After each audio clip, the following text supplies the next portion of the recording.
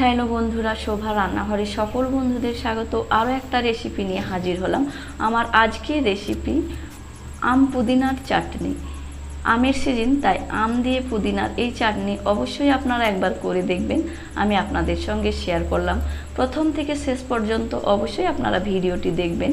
আম পুদিনার চাটনি করার জন্য প্রথমে আমি পুদিনা কেটে নিচ্ছি আমার টব থেকে। দেখুন, একদম ফ্রেশ পুদিনা, আপনারা বাজার থেকে অবশ্যই কিনে পাবেন এখন পুদিনা।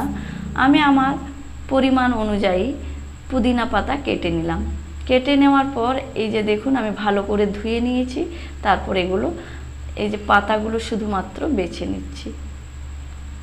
পুদিনার পাতাগুলো দিয়ে আমরা চাটনি তৈরি করব।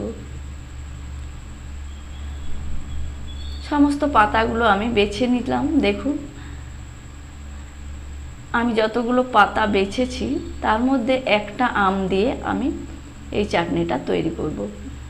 বড় সাইজের একটা আম নিয়েছি আমি। আমটা প্রথমে ছিলে নেওয়ার পর আমি এরপর কেটে নিচ্ছি।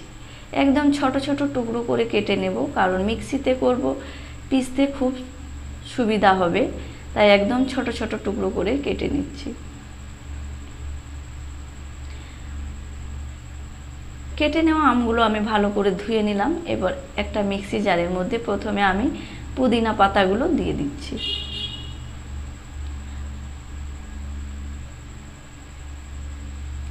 পুদিনা পাতা দেওয়ার পর আমি এখানে দিয়ে দিলাম 4 কোয়া রসুন, একটা কাঁচা লঙ্কা। কাঁচা লঙ্কাটা অবশ্যই আপনারা নিজেদের স্বাদ মতো দেবেন। আর দিয়ে দিলাম কেটে রাখা আম। এরপর দিয়ে দেব স্বাদ মতো লবণ, আর দেব স্বাদ মতো চিনি। চিনিটা অবশ্যই আমের কতটা টক আছে সেই অনুযায়ী আপনারা চিনিটা ব্যবহার করবেন। দেখুন, আমি মিক্সিটা কয়েক সেকেন্ড ঘুরিয়ে নেওয়ার পর একদম স্মুথ পেস্ট তৈরি করে নিয়েছি। আমি চাটনিটা রেডি করার আগে কিন্তু বিট লবণ দিতে ভুলে গেছিলাম, তাই এখন একটু বিট লবণ দিয়ে ভালো করে মিশিয়ে নিয়ে একটা বাটির মধ্যে ঢেলে নিলাম। দেখুন, চাটনিটাতে আমি কিন্তু একটুও জল ব্যবহার করিনি। কি সুন্দর হয়ে গেছে, ঘনত্বটাও বেশ সুন্দর হয়েছে, কালারটাও বেশ সুন্দর হয়েছে। এই চাটনি আমরা গরম গরম ভাতের সঙ্গে খেতে পারি। আর দই বড়া দিয়ে একবার অবশ্যই ট্রাই করে দেখবেন, দই বড়ার স্বাদটাই পাল্টে গেছে।